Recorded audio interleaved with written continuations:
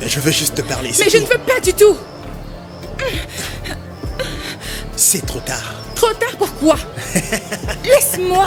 Salut tout le monde, j'espère que vous allez bien. En tout cas, moi je vais super bien. Bienvenue dans cette nouvelle vidéo. Alors, avant que la vidéo ne commence, n'oubliez pas de mettre un like sur cette vidéo, c'est-à-dire un pouce bleu. Mais le plus important, c'est de s'abonner sur ma chaîne YouTube pour ne louper aucune de mes prochaines vidéos. C'est parti les gars.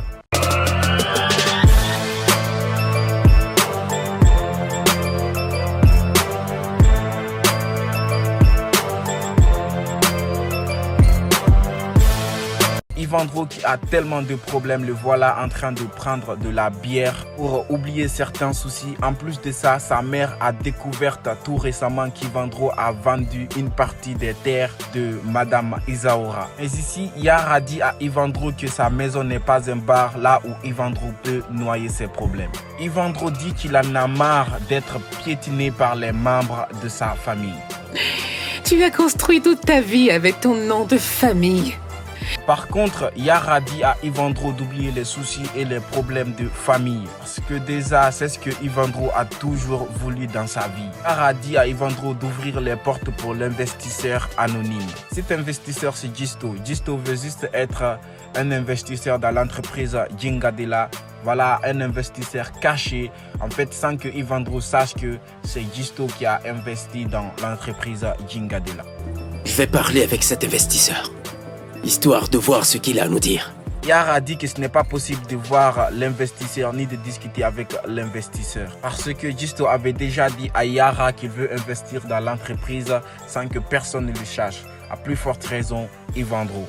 Ici, nous avons Daisy et Brenda qui étaient au marché en train de chercher des clientes. Aujourd'hui, franchement, elles n'avaient pas de clientes. Personne n'était venu aujourd'hui pour acheter les produits de Daisy. Et c'était vraiment une très grosse galère pour elle. C'est dur aujourd'hui, tu ne trouves pas? Daisy dit qu'elle ne veut vraiment pas perdre, qu'elle veut toujours gagner. Elle ne veut pas être comme les dames qui sont au marché là-bas qui attendent leur chance qui leur sourit. Entre-temps, Brenda était en train de réfléchir pour avoir une solution à tout ça. Et c'est là qu'elle dit à Daisy, si Mohamed ne part pas à la montagne ira à Mohamed. Et cela faisait rapport à leur vente de produits. Si le client ne vient pas au marché, le marché ira à lui. C'est ça? Bien vu. Et c'est ensuite que Brenda prend le téléphone de Daisy pour créer un site web. Un site pour la livraison, pour attirer plus de clients, pour commander en ligne. Et puis voilà, pour que Daisy puisse livrer ses produits. Dans cette partie, nous avons Madame Nilza qui est un peu soucieuse. Pourquoi? Parce que Yvandro a vendu une part des terres de Madame Isaura. C'est là que Monsieur Eduardo dit à Madame Nilza de ne pas se soucier à cause de ça et qu'elle devrait dire à ses enfants. Madame Nilza n'était pas d'avis avec Monsieur Eduardo de dire cela à ses enfants. Que quand elle le dit à ses enfants, ça risque de diviser ses enfants plus qu'ils ne le sont. Ici, nous avons Walter, il est allé au village. Voilà, actuellement, il est au village. Il n'est pas dans la maison des Citoy. Là, du coup, il était parti pour chercher Brenda au marché. Là, il voit directement l'affiche de Daisy, puisque Daisy, actuellement, elle a créé un site web. Elle a fait des affiches pour ses ventes en ligne pour la livraison à domicile. Là, du coup, il finit par gagner le numéro de Daisy pour faire des commandes. Le reste à savoir. Ici, nous avons Mauro qui partait à l'entraînement, mais il voit sa maman au salon qui n'était pas du tout en bonne humeur. Qu'est-ce qui se passe, maman? On dirait que tu n'as pas dormi de la nuit. Madame Nilza répond que c'est juste une querelle avec Monsieur Eduardo. En ce temps-là, il y avait Jessica qui était derrière les barreaux qui écoutait ce que sa maman et Mauro étaient en train de parler. Par contre, Madame Nilza répond à Mauro qu'elle en a marre du fait qu'elle a toujours été malheureuse. Lui a fait apprécier le moment de bonheur. Pourtant là, elle n'a pas dit la vérité. Le seul problème que Madame Nilza a actuellement, c'est du fait que Yvandro a vendu la part des terres de Madame Isaura. Elle ne veut pas le dire à ses enfants. Ici, nous avons Walter qui a reçu l'affiche de Daisy. Donc, il décide d'appeler Daisy directement pour faire des commandes. Mais malheureusement, Walter ne va surtout pas payer ses commandes. Il veut juste donner des fausses adresses pour que Daisy puisse livrer là-bas pour créer des problèmes à Daisy. Walter appelle Daisy et se fait passer pour une autre personne. Bonjour, excusez-moi un peu. Je voudrais passer une commande, s'il vous plaît. Oui, tout ce que vous voulez. Walter a fait beaucoup de commandes. Daisy et Brenda se rendaient même pas compte que c'était Walter. Ces deux-là étaient vraiment contents du fait qu'elles ont reçu le premier appel et qu'elles ont reçu beaucoup de commandes alors que Walter était là pour les escroquer. Ici, nous avons Jessica qui vient parler avec son frère pour expliquer à son frère qu'il n'a pas de sentiment d'amour pour Valentin, mais que par contre, Valentin, lui, il a des sentiments pour elle et que Jessica elle-même ne veut pas d'une relation amoureuse pour le moment. Elle, par contre, veut juste assister Valentin, son petit ami, pour sa carrière musicale. Mauro essaie de calmer sa petite sœur et dit à sa petite sœur de faire attention à ne pas laisser filer son bonheur. Dans cette partie, nous avons Yara qui attendait Gisto pour parler de l'investissement, puisque Gisto veut investir dans l'entreprise de Yara en discret, c'est-à-dire un investisseur caché. Et là, Gisto dit à Yara qu'il a préparé son avocat, donc il va faire le premier virement. Comme ça, il serait l'investisseur caché. Et comme ça, même Ivandro ne pourrait pas savoir qui investit dans l'entreprise Jingadela. Mais par contre, Yara et Gisto ont passé une soirée et personne ne sait vraiment ce qui s'est réellement passé. Gisto était juste venu pour prendre son petit déj. Et là, du coup, Yara dit à Gisto de ne dire à personne de ce qui s'est passé entre eux. Qu'est-ce qui s'est réellement passé entre ces deux pendant cette soirée? Cela ne se reproduirait plus. Et ne t'avise pas de dire à quelqu'un, ok? Avec ses sourires, ça se voit que Gisto a vraiment passé un très bon moment, une très bonne nuit avec Yara.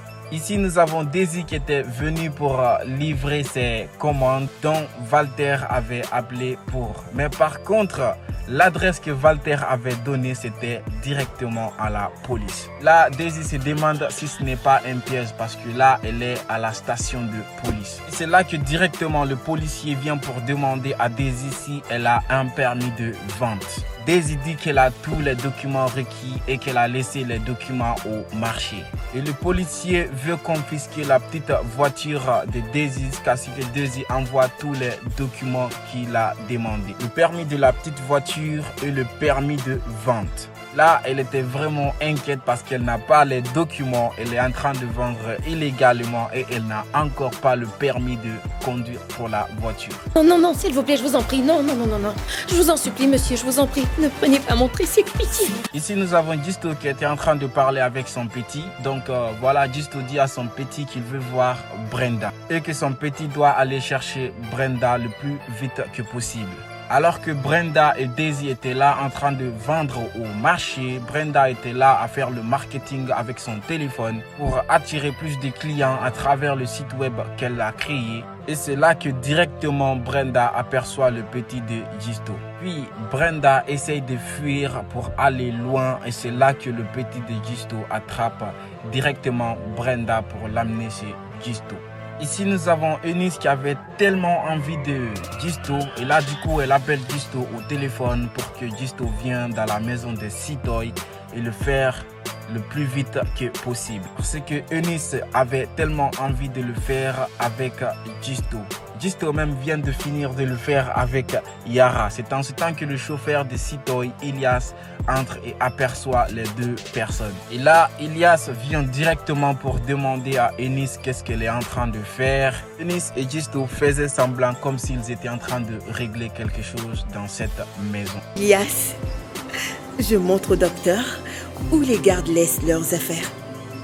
Ici, nous avons Maïda et Mauro qui étaient allés pour faire du shopping. Et c'est là directement qu'ils croisent Ivandro. Ivandro très en colère qui dit à Mauro qu'il a toujours les droits et qu'il fait partie toujours dans la famille Sitoy. Et que c'est pas parce qu'il n'est pas là-bas qu'il ne fait plus partir de la famille Sitoy.